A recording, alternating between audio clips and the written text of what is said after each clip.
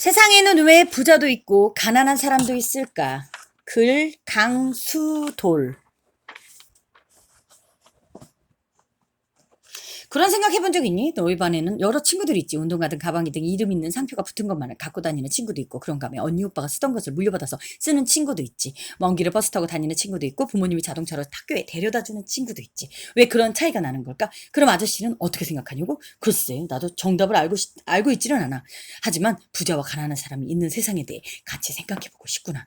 아저씨는 지금으로부터 40년이 더 넘는 1961년에 한 작은 도시에서 태어났어. 고등학교 때까지 계속 그 도시의 변두리 동네에서 살았어. 시내에도 가보고 정원이 넓은 친구 집에 놀기도 했지만 아저씨는 우리 집이 가난하다는 것을 모르고 자랐단다. 그런데 초등학교를 졸업하고 중학교로 갈 때였어. 어느 중학교에 가는가 하는 추첨을 했는데 아저씨는 집에서 아주 먼 중학교로 가게 됐어. 걸어서 10분 거리에도 중학교가 있었지만 아저씨가 가야 하는 학교는 버스를 타고서도 40분이나 걸릴 정도로 멀리 있는 학교였어. 그런데 문제는 오래 걸리는 게 아니라 당시 15원 하던 차비를 매일 내고 다녀야 한다는 사실이었어. 아저씨 어머니는 밭에서 나는 채소를 시장에 내다 팔아 한 푼 두 푼 모아 생활비로 쓰셨는데 아저씨가 매일 30원씩 차비를 쓰면 부담이 크잖아. 참 너희는 하루에 30원이 뭐가 그리 큰 돈이에요? 하겠지만 그 당시 30원은 지금의 3,000원쯤 될걸. 돈의 가치는 시대와 사회마다 다르거든.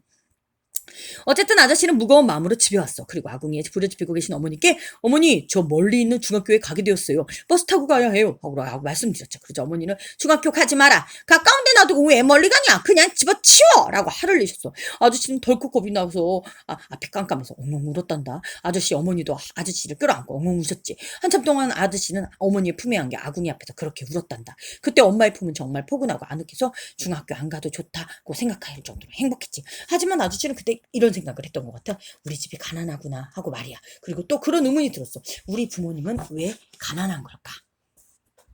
게으른 사람, 능력 없는 사람, 운이 없는 사람, 왜 어떤 사람들은 가난할 걸까 하는 질문에 가장 많이 나오는 답은 게으르거나 능력이 없어서 그래요 하는 것이지. 그런데 참 이상하지? 아저씨의 부모님, 누님, 형님, 이웃 어른들을 보면 참 부지런하셨어. 아침부터 저녁까지 논밭에서 집에서 회사에서 열심히 일하셨는데 왜 항상 돈을 쪼들이면서 살았을까? 사람들이 게으르고 낭비가 심하다면 가난한 게 당연하지만 부지런히 일하고도 살뜰살뜰 성실한데도 가난이 계속된다면 좀 이상하지 않니? 그럼 그분들이 아무 재주도 없었던 것일까? 글쎄 아저씨가 보기에 그분들은 참 많은 것을 알고 계셨어. 언제 씨를 뿌려야 하는지 김을 매야 하는지 척척하셨고 감기나 들거나 배가 아플 때 뭘 먹으면 낫는지도 훤히 하셨단다. 또 이웃의 잔치나 어려운 일이 생기면 서로 도와가며 잘 처리하고 하셨고 말이야. 또 부자들은 어떨까? 부자인 사람들은 모두 부지런하고 능력이 뛰어날까? 그런 경우도 있지만 그렇지 않은 경우도 있겠지. 어떤 사람은 사업을 잘해서 돈을 많이 벌기도 하지만 어떤 사람은 부모에게 물려받은 땅의 값이 많이 올라서 큰 부자가 되는 경우도 있을 거야. 그 사람은 자신이 노력하지 않아도 태어날 때부터 부자로 살겠지. 그러면 부자가 되고 가난한 사람이 되는 것은 모두 운에 달린 것일까? 그 말도 모두 틀린 말은 아닐 거야. 힘센 나라 즉 강대국의 큰 도시에서 부유한 부모에게서 태어난 아이도 있고 먹을 것도 없고 전쟁에서 자주 일어나는 나라에서 아주 어렵게 사는 부모에게서 다 태어난 아이들도 있으니까 말이야. 우리가 평화로운 나라에서 태어나서 걱정 없이 공부할 수 있는 것도 운이 좋은 것이겠지. 하지만 이렇게 운에 달린 것이라고 생각하고 아무런 노력도 하지 않으면 이 세상은 아무것도 바뀌는 게 없을 거야. 그리고 운이 나빠서 하라고 생각하는 건 어떤 사실을 깊이 이해하는데 좋은 태도가 아닌 것 같아. 문제를 제대로 보려면 두 개의 눈이 필요해. 능력이 뛰어나다고 해서 반드시 부자가 되는 것은 아니고 또 세상을 살아가는 지혜가 돈벌이의 수단이 되지 않는 경우가 많아. 열심히 노력해도 일이 잘 안 되는 경우도 있어. 그래서 게으르다거나 능력이 없다거나 운에 달린 것이라거나 하는 대답은 왜 부자와 가난한 사람의 차이가 있는지를 설명해 줄 수 없단다. 아저씨 생각에는 이런 문제를 잘 보기 위해서는 눈을 좀 크게 뜰 필요가 있을 것 같아. 사람에게 두 개의 눈이 있는 것처럼 말이야. 역사적인 눈, 첫째는 역사적인 눈이야. 아주 오랜 옛날 우리 인류의 조상들이 같이 일해서 같이 먹고 살던 시절에는 가난한 사람과 부자가 따로 없었어. 함께 살던 모두가 한 식구였거든. 어려운 일이 있어도 함께 해결하고 얼마 안 되는 식량이라도 나누어 먹었어. 그러니 서로가 서로를 존중하고 작은 행복을 느끼며 오순도순 살았던 거지. 그러다가 지혜가 발달하면서 사람들은 먹을 양보다 더 많은 식량을 생산할 수 있게 되었지. 그래서 항아리나 창고 같은 데 잘 보관해 두었다 겨울이나 흉년에도 먹고 살 수 있었어. 그런데 말이야 이런 나라에 나쁜 사람들이 욕심을 부려 식량을 뺏으러 오는 거야. 그래서 사람들은 식량을 뺏기지 않으려고 군대를 만들고 왕도 세웠지. 군대를 유지하려니 세금도 필요했어. 그래서 많은 사람들이 자신이 농사 지은 것을 세금으로 바쳐야 했지. 군대, 왕, 관리들은 백성이 낸 세금으로 나라를 지키면서 백성들을 다스렸던 거야. 그렇게 해서 일하는 사람들과 이들을 다스리는 사람들이 생긴 거야. 노예나 하인은 일을 해야 하는 낮은 계급의 가난한 사람들이었지. 그런 부분은 오늘날에도 마찬가지야. 물론 예전의 노예보다는 훨씬 자유롭지만 모든 나라의 수많은 근로자들이 그런 낮은 계급에 든다고 볼 수 있어. 높은 계급에는 정치가들이나 기업가, 관리자들이 속한단다. 자, 이제 우리의 역사적인 눈을 정리해볼까? 사람들이 더불어 한 식구로 살던 모습에서 서로 높낮이가 다른 계급으로 나뉘어 살게 된 역사적 변화야말로 부자와 가난한 사람을 만들었고 또 갈수록 그 차이가 커지는 역사적 배경이 되었어. 있어. 사회적인 눈. 둘째는 사회적인 눈이야. 이것은 우리 사회에서 왜 가난이 없어지지 않고 계속 만들어지고 있는지 들여다보는 거란다. 아까 말한 대로 오늘날 사회는 재산을 많이 가진 사람과 자기 노동력만 가진 사람으로 나누어져 있지. 물론 예전에 농부들은 돈밭도 있고 토와 쟁기도 있고 호미와 낫도 있어서 자기 생각대로 농사를 지어서 스스로 먹고 살았지. 그런데 도시가 발달하고 공급이 발달하면서 농부들은 땀 흘려 일한 수고만큼 소득을 올릴 수 없게 되었어. 그래서 많은 젊은 사람들이 도시로 공장으로 일하러 가게 되었지. 거기서 자기 노동력을 팔아야 생활비를 벌 수 있거든. 이런 사람들은 근로자 또는 노동자라고 부른단다.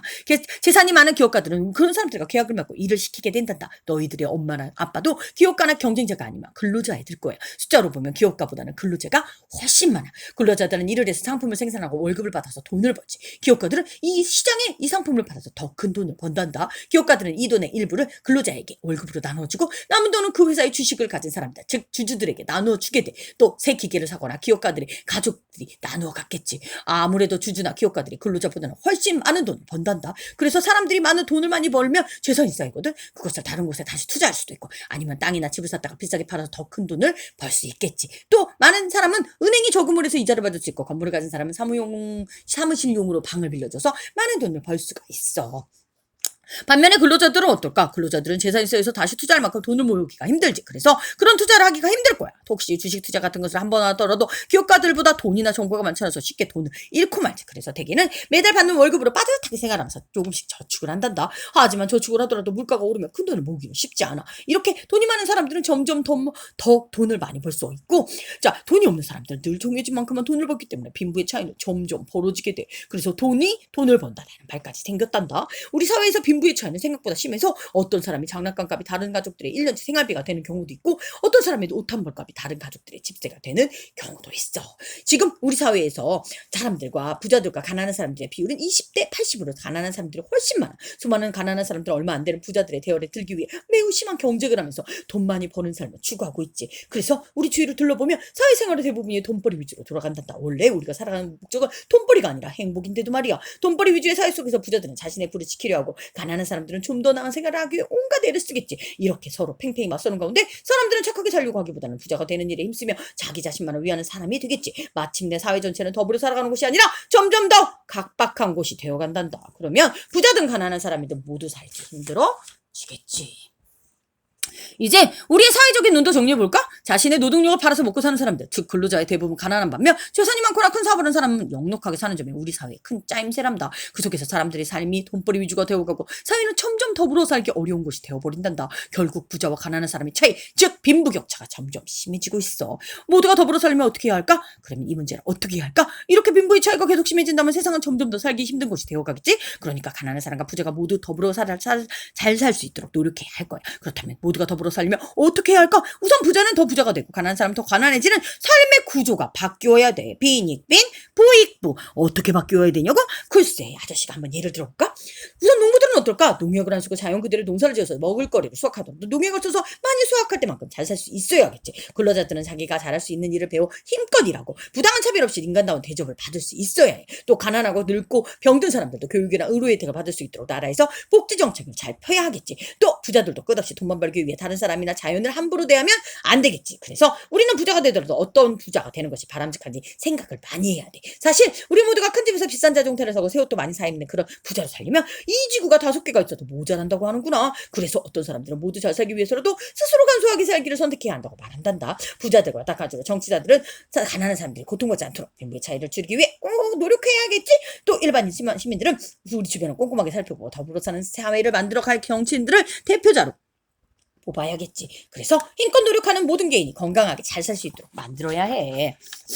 그런데 누가 어떻게 무엇부터 바꿔 나가야 할까? 참 어려운 일이지. 우리 사이 여러 부분에서 모두가 하나씩 바꿔 나가야 할 거 아니야? 모두 더불어 잘 살기 위해서 말이야. 그럼 초등학생인 너희들이 할 수 있는 것은 무엇일까? 우선 자기 자신에게 먼저 물어봐. 내가 가장 하고 싶은 일이 무엇이니? 다음에 커서 어떤 사람이 되고 싶니? 돈을 많이 벌고 싶은 친구도 있고 과학자가 꿈인 친구도 있고 가수가 꿈인 친구도 있지. 모두가 부자가 되려고 하거나 모두가 가수가 되려고만 한다면 별로 행복하지 않을 거야. 제각기 잘하는 것을 열심히 노력해서 다른 사람들도 도움을 준다면 누구나 행복할 거야. 그러니까 학교에서 저 성적이나 돈 같은 걸 친구들을 판단하지 말고 또 어떤 것들이 있을까? 각자 잘하는 것에 박수를 쳐주면 좋을 것 같아. 내가 할 수 있는 것도 있고 친구들과 힘을 합쳐야 할 수 있는 것도 있을 거야. 부모님이나 선생님과 함께 이야기하는 것도 있겠지. 아저씨는 더불어 잘 사는 세상, 더불어 잘 사는 학교를 만들기 위해 당장 내 옆에 친구들과 더불어 정겹게 지내는 것도 한 가지 방법이라고 생각해. 더불어 건강하게 사는 세상이란 멀리 있는 게 아니라 바로 지금부터 시작되는 것이기 때문이란다. 마음이 따뜻한 사람, 그 마음을 너그러이 베푸는 사람, 연필 한 자루나 종이 한 장이나 소중히 아껴 쓰는 사람, 어떤 그런 사람이 진짜 부자일 거야. 아저씨, 그걸 어떻게 알았냐고?